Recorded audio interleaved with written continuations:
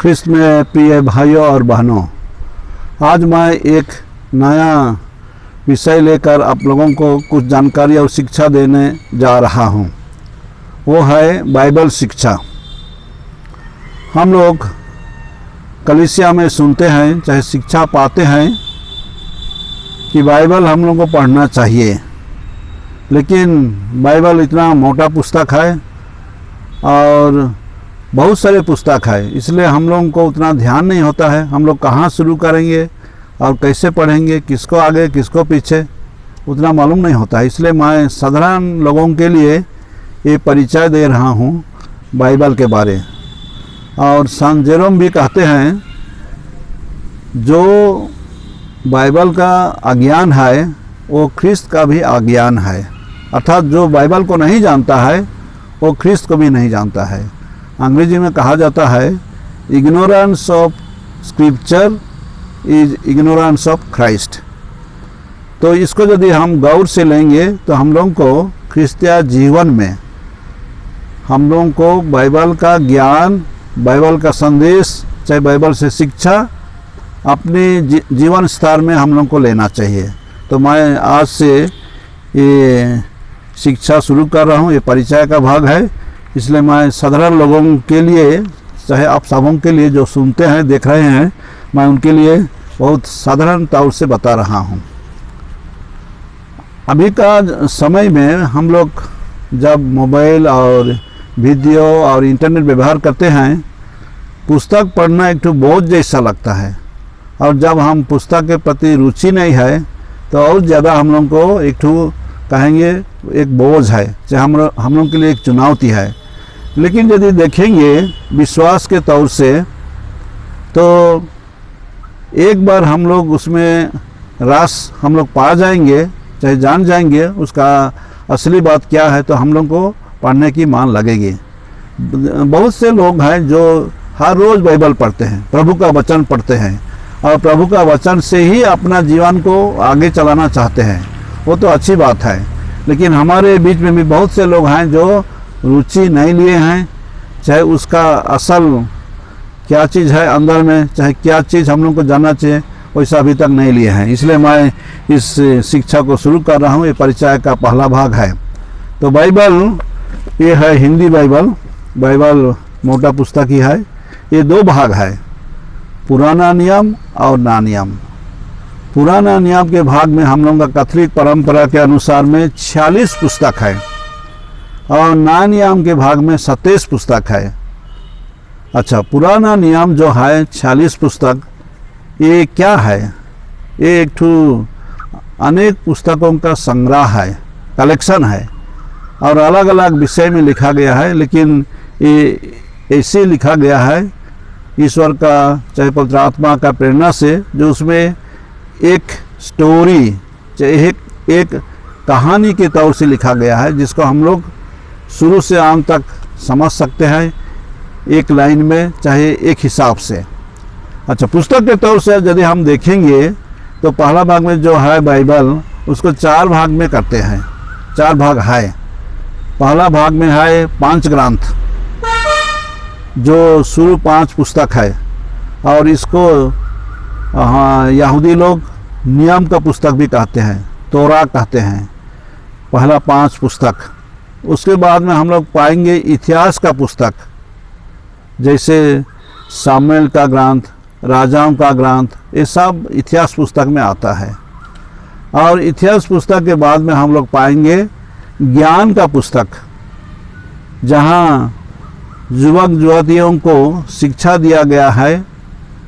समुदाय के बुजुर्ग लोग शिक्षा दिए हैं, सलाह दिए हैं, उनको जीवन में सफलता पाने के लिए कैसे चलना चाहिए, माँ बाप को आदर करना चाहिए और अलग अलग विषय लेकर कैसे वे सतर्क रहकर चलेंगे, ऐसे बहुत सारी बातें लिखी गई है। तो ये है ज्ञान का पुस्तक। और गीत, चाहे भजन संहिता, हम लोग अंग्रेजी में साम्स कहते हैं, तो ये है तीसरी भाग। चौथा भाग में है नबियों का पुस्तक। नबी लोग, बड़े नबी, छोटे नबी, ऐसा नबी लोग हैं जिनका पुस्तक को एक जगह में रखा गया है और ये चौथा भाग में है। तो ये रहा साधारण से पुराना नियम का पुस्तक का विभाजन कहेंगे। लेकिन हाराहारी तौर से देखेंगे तो इसको हम लोग ऐसा भी समझ सकते हैं, 1 से 11 अध्याय उत्पत्ति ग्रंथ एक अलग दृष्टिकोण से लिखा गया है। सृष्टि के बारे, हमारे जगत का सृष्टि के बारे और मनुष्य का शुरुआत का इतिहास, ऐसे है 11 अध्याय तक। लेकिन 12 अध्याय से हम लोग एक नया विश्वास की दृष्टि से एक नया इतिहास पाते हैं, वो है अब्राहम से।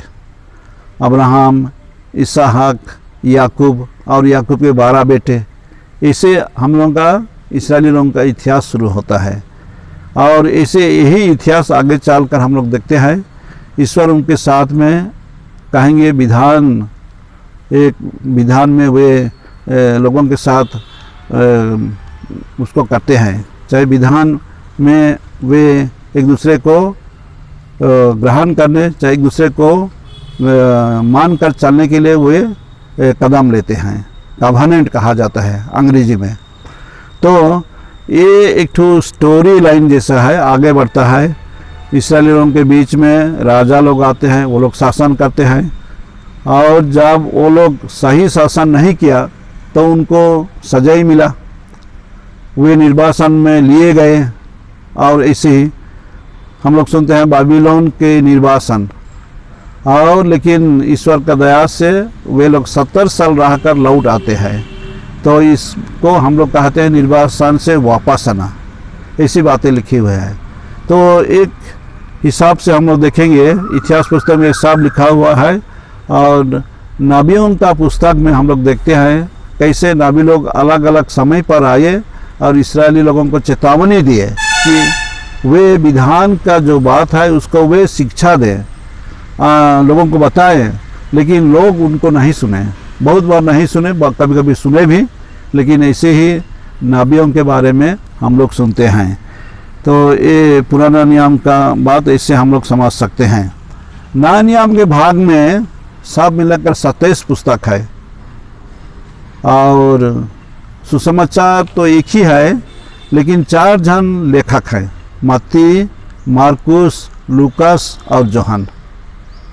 अपना अपना दृष्टिकोण से वे सुसमाचार प्रकट किए हैं, प्रस्तुत किए हैं, और उनका दृष्टिकोण वहाँ हम लोग उसको पढ़ने से, गहराई से पढ़ने से मालूम होता है।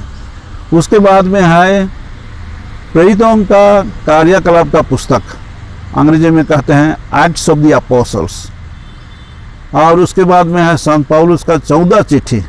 संत पौलुस जो मिशनरी थे, यीशु ख्रिस्त का शिक्षा को जेरूशलेम के बाद में अलग अलग जगह में वे प्रचार किए, और उन लोगों को क्रिस्तान बनाए, ख्रिस्त का शिक्षा दिए। तो वही समुदाय में वे चिट्ठी लिख कर उनको सलाह देते हैं। वही संत पौलुस का चिट्ठी के नाम में नया नियम में रह गया है। वो लिखे कोरिन्थ मंडली के लिए, रोम मंडली के लिए, एफेसुस, कोलोसे, ऐसे लिखे हैं अलग अलग जगह के लोगों के लिए। फिर व्यक्तिगत हिसाब से भी तिमोथी, तीतुस, इनके पास भी लिखे हैं। तो ऐसे ही संत पौलुस का 14 चिट्ठी हम लोग पाते हैं नया नियम में। और 7 ठो चिट्ठी है जो दूसरे शिष्य लोग भी लिखे हैं, पेतरुस, जोहान, याकूब, जो सब मिलाकर 7 ठो है। और आखिरी में है प्रकाशन पुस्तक। ये प्रकाशन पुस्तक अलग ढंग से लिखा गया है, इसमें बहुत चिन्ह है, सांकेतिक चिन्ह है, और इसको समझने के लिए थोड़ा हम लोग को पुराना इतिहास को, अर्थात पुराना नियम के इतिहास को भी जानना पड़ता है। लेकिन ये एक पुस्तक है जहाँ यीशु ख्रिस्त को ईश्वर का मेमना कहा गया है, और भला और बुरा दोनों के बीच में लड़ाई होता है। ये लड़ाई में जो भलाई का शक्ति है वो जीत पाता है, इसे हम लोग पाते हैं। खैर कोई बात नहीं, आज हम नया नियम का जो पुस्तक है उसके बारे मैं बता रहा हूँ, इसलिए नया नियम में 27 पुस्तक और पुराने नियम में 46 पुस्तक, इसे मिलाकर सब देखेंगे तो हम लोग हिसाब करते हैं 73 पुस्तक है। और ये तो बहुत भारी पुस्तक है, बहुत संख्या में है, इसलिए कहेंगे एक लाइब्रेरी जैसा है। लाइब्रेरी में हम लोग देखते हैं अलग अलग विषय में पुस्तक रखा जाता है और अलग अलग विषय में रहता है। तो इसे ही हम लोग हमारे बाइबल एक लाइब्रेरी जैसा है। इसको कौन लिखा? जो धार्मिक लेखक लोग लिखे, अपना नाम नहीं लिखे, ऐसे वो लोग लिखे और उसको संग्रह किया गया और बाद में उसको एक ही साथ रखा गया है। अभी का पुस्तक, हम लोग कोई पुस्तक खरीदेंगे, हम लोग देखेंगे कब लिखा गया है, कौन लिखा है, क्या विषय है, वो सब रहता है। लेकिन पवित्र बाइबल का जो पुस्तक सब है वो सब हम लोग लेखक का नाम नहीं पाते हैं। कभी कभी पुस्तक में है कौन लिखा है, चाहे किसको लिखने कहा गया, ऐसा पाते हैं। लेकिन अभी का जैसा अलग अलग पुस्तक को अलग अलग लेखक लिखे हैं, ऐसा नहीं पाते हैं। तो ये है लिखने के बारे में।